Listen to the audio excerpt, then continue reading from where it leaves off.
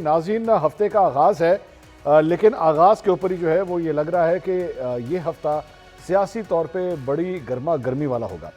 इसकी दो चार वजूहात हैं। एक तो ये कि पिछले 24 घंटे में पाकिस्तान के मुख्तलिफ टेलीविजन चैनल्स के ऊपर ज़राए से ये खबरें चलना शुरू हुई कि 6 मुख्तलिफ नाम गवर्नर खैबर पख्तूनख्वा के लिए लिए जा रहे हैं और हो सकता है कि गवर्नर राज लगा दिया जाए।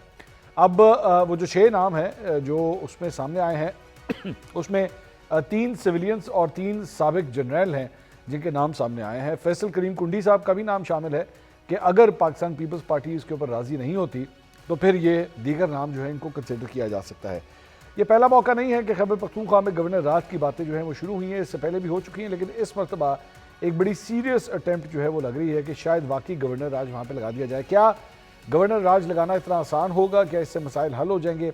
इस पर भी बात करेंगे। दूसरा, अगले 24 घंटे बड़े अहम इस हवाले से हैं कि पाकिस्तान तहरीक-ए-इंसाफ ने एक बड़े एहतजाज का प्लान किया है अडयाला जेल के बाहर, और इस मरतबा उन्होंने अपने MNAs, MPA, मिनिस्टर्स, सेनेटर्स सबको ये कहा है कि जनाब आप अडयाला जेल पहुँचें और मंगल को जो इमरान खान साहब से मुलाकात का दिन होता है, इस मरतबा उनकी मुलाकात जो है वो ज़रूर होनी चाहिए, वरना फिर एहतजाज होगा। इस ज़हन में रखिएगा कि जुमेरात को जो चीफ मिनिस्टर हैं सुहेल आफरीदी साहब, उनकी जानिब से धरना दिया गया था अडयाला जेल के बाहर, लेकिन उस धरने का फिर भी फ़ायदा कोई नहीं हुआ। सारी रात वो वहाँ पे बैठे रहे, बाद में इस्लामाबाद हाई कोर्ट भी गए, लेकिन मुलाकात उनकी अभी भी नहीं हो सकी है।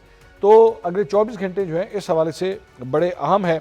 और इसके साथ साथ अलीमा खान साहिबा के साथ साथ उनकी बहन नौरीन खान न्याजी साहिबा इस वक्त तनकीद की जद में है, क्योंकि उन्होंने भारतीय टेलीविज़न चैनल्स को जाके इंटरव्यूज़ दिए, उसके ऊपर भी जो है वो पिछले 3-4 दिन में बहुत तनकीद हुई है। लेकिन आज अलीमा खान साहिबा ने इसकी जो एक वजह बताई, उन्होंने कहा कि जनाब इंडिया के अंदर भी जो है मुसलमान बहुत बड़ी तादाद में मौजूद हैं, वो भी इमरान खान साहब से बड़ी मोहब्बत करते हैं, तो इस वजह से हमने इंडियन चैनलों को जाकर इंटरव्यू दिए, तो इसमें कोई बुरी बात नहीं है, हमें कोई ना बताए कि हमने कहाँ पे कब इंटरव्यू देने हैं। बहरहाल उनकी मर्जी है। बात आज ऐवान में असेंबली में लॉ मिनिस्टर ने भी की है और उन्होंने यही अल्फाज दोहराए कि चूँकि ये कायनी प्रोविज़न है और हम आइन के मुताबिक अगर करेंगे तो ये कॉन्स्टिट्यूशनल प्रोविज़न है। और उनके जो डिप्टी मिनिस्टर हैं लॉ में बैरिस्टर अकील साहब, उन्होंने इस बात की पहले जो है डिस्क्लोज़र किया। आज बैरिस्टर अकील साहब मुझे मिले और मैंने उनसे ये एग्जैक्टली पूछा कि जी ये बात जो है सिर्फ रेटोरिकल थी, कोई सियासी बयान था? तो उन्होंने कहा कि नहीं, इस पे काम हो रहा है और ये है कि KP हुकूमत ने हमें पॉइंट ऑफ नो रिटर्न पे पहुंचा दिया है। अच्छा जी। अब तमाम बातें ये सही, मुझे ज़ाती तौर पे ऐसा फील हो रहा है कि शायद KP हुकूमत और मरकज़ के माबेन जो है ये ऑप्शन सेकंड ऑप्शन था गवर्नर राज का। अच्छा। पहला ऑप्शन जो है वो था शायद इन हाउस चेंज का। अच्छा जी। और इन हाउस चेंज में अगर ये नाकाम होते तो फिर गवर्नर राज की तरफ हो जाते। और मेरा ख्याल ये है कि अभी भी दोनों ऑप्शंस पे काम हो रहा है और तरजीह जो है वो होगी इन हाउस चेंज की। लेकिन जहाँ तक गवर्नर राज का ताल्लुक़ है, शुनीद ये है, मेरी अली अमीन खान से भी बात हुई कि प्रोविंशियल गवर्नमेंट ने शायद कुछ अहम फैसले भी लेने हैं अपनी एडमिनिस्ट्रेशन के हवाले से, अपने रिसोर्सेज के हवाले से, जिस पे शायद मरकज़ को एतमाद में न लिया गया है, न लेने की कोई ख्वाहिश है। मरवत साहब ये तो बहरहाल मरवत साहब ये, लेकिन ये जो आप फरमा रहे हैं इन हाउस तब्दीली, ये इसका ऑप्शन अगर उनके पास अवेलेबल है, सर किस तरह अवेलेबल है? उन्होंने तो पाकिस्तान तहरीक-ए-इंसाफ के सारे वोट आपने देखे, 90 से ज़्यादा वोट उनको मिले हैं, तो वो किस तरह तब्दीली ला सकते हैं? पाकिस्तान तहरीक-ए-इंसाफ का वोट बैंक तो इंटैक्ट है असेंबली के अंदर। देखिए, पाकिस्तान तहरीक-ए-इंसाफ जो है मौजूदा वक्त में, इसकी मिसाल बस के उन मुसाफिरों की तरह हैं जो एक बस में सफ़र तो कर रहे हैं लेकिन बस का ड्राइवर नहीं है। ये जो KP में असेंबली में जो 90 वोट लिए, ये उस वक़्त लिए गए और मैं अच्छी तरह जानता हूँ कि अगर ये तोड़ने पे आ जाएं तो 20-25 MPs को तोड़ना इनके लिए मुश्किल नहीं है। अच्छा, लेकिन गेट इट डन। और मुझे ये भी अंदाज़ा है कि इलेक्शन के वक्त से हमारे कुछ दोस्त अभी तक इनके साथ रवाबित में हैं, और प्रॉबेबली आई बिलीव कि ये ऑप्शन बी अंडर कंसिडरेशन है। गवर्नर राज भी, दोनों में से कोई भी ऑप्शन जो है वो उस सूरत में एक्सरसाइज करेंगे जब ये सुहेल अफरीदी साहब से हतमी तौर पर मायूस हो जाएंगे। ठीक है, ठीक है। हुज़ैफा साहब, वैसे ये जो धरना दिया गया जिस तरह अडयाला जेल के बाहर, तो सर वो उसमें भी तो वो ये कहते हैं ना कि जनाब हमें आप इतने एक्सट्रीम जो मेजर्स उठाने के ऊपर आप लोग मजबूर करते हैं, हमारी आप मुलाकात नहीं होने देते। जब आप मुलाकात नहीं होने देंगे तो सूबे का वज़ीर आला इतनी ठठरती फुटपाथ में फुटपाथ के ऊपर अडयाला जेल के सामने बैठेगा ना। आप ये मसले को ठीक करें, आप मसले को ख़राब करते हैं, हुकूमती साइड ख़राब करती है। खान साहब बहुत शुक्रिया। पहली बात तो ये है कि सूबे के वजीर आला की अगर आइन और कानून से ना आशनाई हो तो उसमें मैं और आप कुछ नहीं कर सकते। बात सीधी है कि पहले ज़ाहिर है हम अपनी डिस्कशन एक्सरसाइज कर रहे थे, सियासी मुलाकातें भी हो रही थी, वकला भी मिल रहे थे, फैमिली भी मिलती थी, सियासत बाहर आकर करती थी।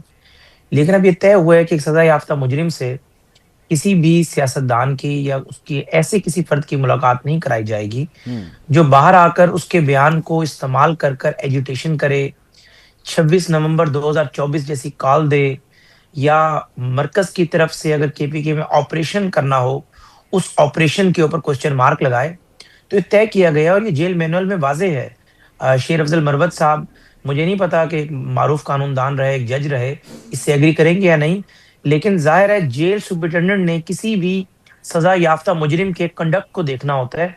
अगर सुपरिटेंडेंट जेल ड्यूरिंग बेल अपनी रिपोर्ट भेज दे कि इसका कंडक्ट जेल में ठीक नहीं है तो उसकी बेल कैंसिल होने के इम्कान बढ़ जाते हैं। और चाहे कि यहाँ ये है कि एक सजा याफ्ता मुजरिम जेल में बैठकर कहता है कि मरकज पे चढ़ाई कर दें, कभी वो एक वजीर आला चेंज कर लेता है, कभी वो कहता है कि आप कैबिनेट को इस तरीके से रिवैम्प कर दें, कभी वो कहता है कि ऑपरेशन की आपने मुखालफत करनी है। और उसके सारे कंडक्ट की वजह से आपको पता है कि एजुटेशन में इजाफा होता है। आइन और कानून में ऐसा नहीं है कि एक सजा याफ्ता मुजरिम और एक मुल्जिम या एक आजाद शहरी के फंडामेंटल राइट बराबर हैं। ठीक है, मुल्जिम के फंडामेंटल राइट बहाल रहते हैं जब तक वो कन्विक्टेड ना हो जाए, लेकिन सजा याफ्ता मुजरिम के फंडामेंटल राइट महदूद हो जाते हैं। और आपको याद होगा कि यही बानी तहरीक इंसाफ मियां नवाज शरीफ साहब के खिलाफ साकिब निसार की अदालत में गए कि एक बंदा जो है वो डिसक्वालीफाइड है, उसने अपने दस्तखत से 2 सेनेटर्स को टिकट जारी किया और वो सेनेटर बन गए। साकिब निसार ने उन दोनों सेनेटर्स को डिस्क्वालीफाई किया और वो 2 सेनेट की सीटें हमें नहीं मिल सकी। अगर एक डिस्क्वालीफाइड शख्स बानी तहरीक इंसाफ की तारीफ के मुताबिक वो टिकटें जारी नहीं कर सकता तो एक सजा याफ्ता मुजरिम जो है वो जेल से बैठ के सियासत कैसे कर सकता है? एक अगर सजा याफ्ता मुजरिम इलेक्शन नहीं लड़ सकता तो यहाँ एक सजा याफ्ता मुजरिम कहते हैं मैंने पूरी जमात चलानी है, वो कहते हैं फंडामेंटल राइट्स के नाम पर लोग बाहर निकलेंगे और वो मुझे रिहा कराएंगे। तो लॉ ऑफ लैंड कहां पर है? हुज़ैफा साहब, ये जो रिहा करना है उसको बंदों ने रिहा नहीं कराना। हुज़ैफा साहब, ये सारी जो आप दलीलें दे रहे हैं, इसका एहसास कब हुआ आप लोगों को? आपकी हुकूमत को कब एहसास हो गया ओहो ये तो सियासत कर रहे हैं, इनको सियासत करने से रोकना है? इसका एहसास कब हुआ आप लोगों को? हाँ, इसका सर खान साहब आपने बड़ी अहम बात की। एक तो मैं 2 बातें पहले ही कर देता हूं क्योंकि जो इसकी काउंटर दलील देनी है पंजोता साहब ने उन्हें यही कहना है कि मियां नवाज शरीफ साहब एक 50 रुपए के सफे को साइन करके मुल्क से चले गए, वहां बैठ के कैबिनेट बनाते रहे। पहली बात तो यह है कि मियां नवाज शरीफ साहब बयान अल्फी होता ही 50 रुपए का है। मरवत साहब इसको एग्री करेंगे। और उस पर अदालत ने उनकी बेल ली, मैं उस पर आ रहा हूं, उस पर अदालत ने उनकी बेल ली और उसके बाद जाकर उन्होंने बेल के बाद सियासत अगर की और अगर टाइमली अदालत के आगे दोबारा सरेंडर नहीं किया, लेकिन जब अदालत के सामने वो आए अदालत ने उनकी रीजन को एंडोर्स किया और उन्हें बाइज्जत बरी भी किया और उससे पहले उस केस के जो बकिया 2 मुजरिम थे मरियम नवाज और कैप्टन सफदर उनको भी बरी किया गया। अब आप ये कह रहे हैं आपको एहसास कब हुआ? देखिए, हम सियासतदान लोग हैं, हमें इस बात का एहसास है कि जो आज करेंगे वो कल हमारे पास भी लौट के आना है। जिस कुर्सी पे मैं बैठा हुआ हूं ये इतनी कमजोर है कि अगर इतनी मजबूत होती मुझ तक कैसे पहुंचती। लेकिन बानी तहरीक इंसाफ के रवैये ने और बार बार एजिटेशन ने और इस किस्म की सोच ने हमें मजबूर कर दिया कि जो हमने अपनी सवाबदीद एक्सरसाइज कर रहे थे रुक जाएं उस सवाबदीद को अब महदूद कर दें। भाई देरी रुक जाएं, ये आपने मजबूर कर दिया पंचोता साहब। मजबूरी के अंदर जो है वो हुकूमत ये सब कुछ करने पे मजबूर हो रही है। आपकी वजह से गवर्नर राज लगने लगा है, आपकी वजह से सब कुछ होने लगा है। आप उनको इंतहा तक ले गए हैं हुकूमत को ये कदम उठाने के लिए। जी पंचोता साहब। मंसूर साहब, मैं डॉक्टर दानिश के प्रोग्राम के अंदर बैठा हुआ था और उन्होंने कहा जी कि एक साफ़ी मिल के आए नवाज शरीफ साहब से जब वो जेल के अंदर थे जी। तो मैंने उनसे उनकी खैरियत दरियाफ़्त की तो उन्होंने बताया कि नवाज शरीफ साहब से मैं मिला हूँ और वहाँ जो है वो जो पाए हैं उनकी देगें वहाँ पड़ी थी और उनको जो है पाए तक हासिल थे। तो लीगी रहनुमा उनका तल्लक जो है वो खैबर पख्तूनख्वा से अरबाब, आई थिंक उनका नाम है अरबाब खिज़रायात, वो कहते हैं जी नहीं वो पाए नहीं थे, वो देसी मुर्गे थे। तो दानिश साहब का भी हासा निकल गया, मेरा भी हासा निकल गया कि बात यह है कि ये तो बैठ के प्रेस कॉन्फ्रेंस करते हैं कि इमरान खान जो हैं वो देसी मुर्गी खा गए, इमरान खान से फलां बंदे की मुलाकात होगी, इमरान खान प्रोटोकॉल के अंदर हैं, उनको 10 कमरे मिले हुए हैं, शाहाना प्रोटोकॉल हैं, वहाँ पब्लिक जो PTI सेक्रेटेरिएट है वो बन गया, PMLN सेक्रेटेरिएट बना था जब वो जेल के अंदर थे।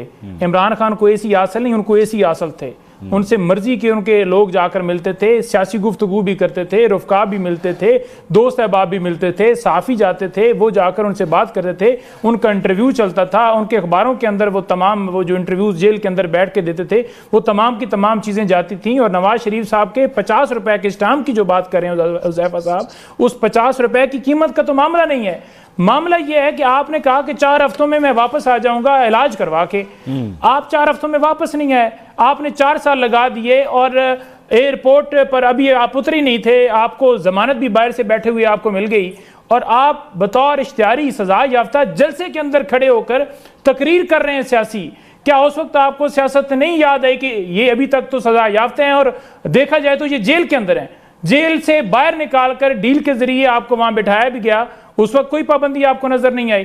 पिछले प्रोग्राम के अंदर ये हुज़ैफा साहब कह रहे थे कि नवाज शरीफ साहब ने अगर गलत किया है तो इसका मतलब ये नहीं है कि इमरान खान साहब गलत करें, एडमिशन है कि उन्होंने गलत किया, ठीक है जी, और उसका ये जवाब दे दिया जाए क्योंकि वो रात गई बात गई तो अब इमरान खान के ऊपर ये मामला करना है। बात यह है कि इमरान खान जो बात करते हैं वो पाकिस्तान की बात करते हैं, आज जमहूरियत की वजह से जेल के अंदर हैं, आज लोगों की वजह से, आज लोगों की खातर, पाकिस्तान की खातर, पाकिस्तान के मुस्तकबिल की खातर, आने वाले नस्लों की खातर हैं। और नवाज शरीफ साहब किसकी खातर थे?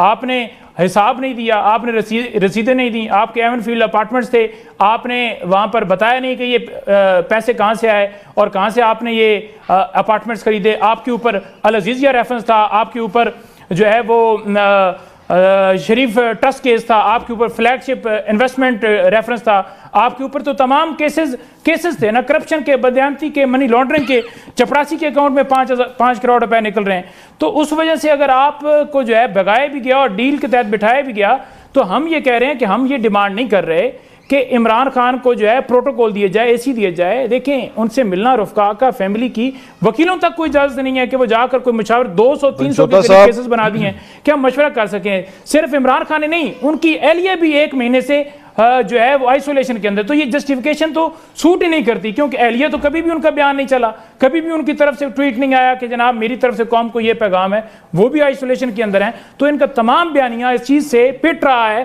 कि उनकी एहलिया के ऊपर भी यही है। और बैरिस्टर गौर साहब लाहौर में PTI रहनुमाओं से मिलने के लिए गए, वहां पे भी उन्होंने ये बैन लगाया, हालांकि उन्होंने तो कोई 26 नवंबर की कॉल नहीं देनी थी।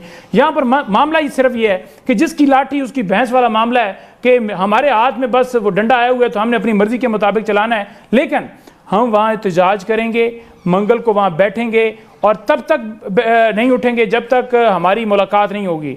इमरान खान की बहनें होंगी, वजीर आला होंगे, MPAs, MNAs और तमाम टिकट होल्डर्स होंगे, उस वक्त तक एहतजाज जारी रहेगा जब तक हमारी मुलाकात नहीं हो सकती, क्योंकि अदालतें नहीं काम कर रही, अपने हुक्मनामे नहीं मनवा रही। हम अदालत में भी गए, हम चीफ जस्टिस के सामने भी गए, उन्होंने अमल नहीं किया, तो हमारे पास क्या और ऑप्शन बचता है? इसलिए हम बैठेंगे, हमारा लीडर है वो आइसोलेशन के अंदर है तो हम कुर्सी पर बैठे रहे, ये कहाँ का असूल है? मरवत साहब, ये जो भी शोडाउन होने लगा है सर, अगले 24 घंटे में शोडाउन स्टार्ट हो जाएगा। ऑब्वियसली अडियाला के बाहर जो है, पता नहीं अब कल मुलाकात होती है नहीं, ये तो हुज़ैफा साहब से मैं बाद में पूछूंगा। लेकिन मरवत साहब, ये मामला जो यहाँ तक आ गए हैं, कौन कसूरवार है इसका? ज़्यादा जिम्मेदारी वफाकी हुकूमत पे आती है या खैबर पख्तूनख्वा की हुकूमत पे आती है? मेरा ख्याल है खैबर पख्तूनख्वा हुकूमत नहीं कहना चाहिए, PTI कहना चाहिए, क्योंकि ये टकराव आज आपने ईवान में भी देखा होगा, आज असम्बली में भी यही तंद तेज़ जुमलों का तबादले हुए, ताने एक दूसरे को दिए गए। कोई 2.25 साल से मेंबर बने हैं असम्बली के, कोई अच्छी खबर कभी सुनी ही नहीं। कोई एक दूसरे को रिगार्ड देना, कोई मसालियत की बात करना।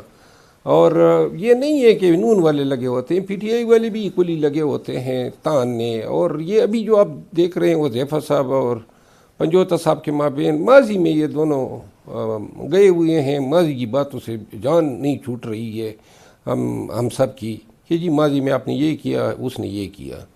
बात ये है कि ये जो अब मामलात है ना, ये सही डगर पे नहीं चल रहे हैं और मुल्क के लिए भी अच्छे नहीं है। मुझे वफाकी हुकूमत के इरादे भी ठीक नहीं लग रहे हैं। वो शायद आज भी स्पीकर साहब ने एक बयान का हवाला दिया, महमूद खाना चकज़ई साहब के एक बयान का, जिस पे एक खातून मेंबर किरादाद ले आई रिजोल्यूशन कि जी उसने जनाब स्टेट पे हमले करने की कोशिश की है तो लिहाजा ये किरादाद पास की जाए।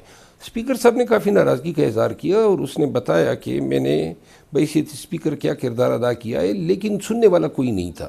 तरफ़ेन से जो है मैं मुख्तसरन ये अर्ज़ करूँगा कि ये कल जो बात आप कह रहे हैं, मुझे कोई धरना होता हुआ दिखाई नहीं दे रहा है। नहीं, मरवत साहब उन्होंने पिछले हफ्ते भी दिया था सर, उन्होंने पिछले हफ्ते भी धरना दिया था। आप कह रहे धरना होता हुआ दिखाई नहीं दे रहा आप? देखिए, मैं धरने से मुराद है धरना। वो कह रहे हैं मुतासिर को 40-50 लोगों की बात आप, हाँ 40-50 लोगों की बैठक को आप धरना नहीं कह सकते हैं। और देखिए, ये न मेंबरान असेंबली, मैं दावे से कहता हूँ कि 10% मेंबरान असेंबली भी नहीं आएंगे, जबकि इन्होंने बाउंड किया हुआ है। अच्छा, मेंबरान असेंबली और सेनेट 10% भी नहीं होंगे। और क्योंकि वजह ये है खौफ तारी है। और जो लोग जाएंगे वो या वज़ीर आला साहब की खुशनुदी के लिए जाएंगे, या अली मखानम की खुशनुदी के लिए जाएंगे, या फिर चंद एक ऐसे भी होंगे जो खान के लिए जाएंगे। ठीक है। लेकिन धरने जो हैं और टसल और ये अब बस की बात नहीं है पीटीआई की। न धरनों से इन्होंने खान को छोड़ना है, न धरनों से इन्होंने कोई रास्ता देना है। आज बड़े वाज़े और दो टोक अल्फाज में वज़ीर कानून ने कहा, और यही बात स्पीकर साहब ने भी दोहराई, कि जी हमसे इंसानी लहजे में आप बात कर लें, आप हमें थ्रेट न करें, आप हमें इंटिमिडेट न करें, आप हमारे साथ बैठ जाएं भाई बन के। और अब बार बार कहा। और मैं ये नहीं कहता हूँ कि पीटीआई जो है वो एग्रेशन कर रही है, पीटीआई कतई एग्रेशन नहीं कर रही है, लेकिन इन हालात में मसलियत का तकाजा है कि थोड़ा मसालियत की तरफ आ जाएं और इनके साथ बैठ जाएं, बजाय इसके कि यही मुलाकातें होती थी। हुज़ैफ़ा साहब कह रहे हैं ना, यही मुलाकातें वकला की, अकाबिरीन की, फैमिली की, डॉक्टर की, सब की हो रही थी। लेकिन अचानक जो है ये अब कहते हैं वही कानून था। ये नहीं है कि 1978 का जो पंजाब प्रिजन रूल है वो उसमें कोई अमेंडमेंट कर दी गई है। कानून वही है, फैसला हाई कोर्ट का वही है। लेकिन उन्होंने अब कहा है कि जी हम आपको रास्ता नहीं दे रहे हैं, ये तंग कर रहे हैं। और तंग करने की वजह अब ये से ये जो चीफ मिनिस्टर चेंज हुआ केपी में और इसके बाद से जो बयानबाजियाँ शुरू हुई, मैं ये समझता हूँ कि अगर कल का धरना जो है वो तो अगर कोई तरीके से कोई दरमियान में पढ़ के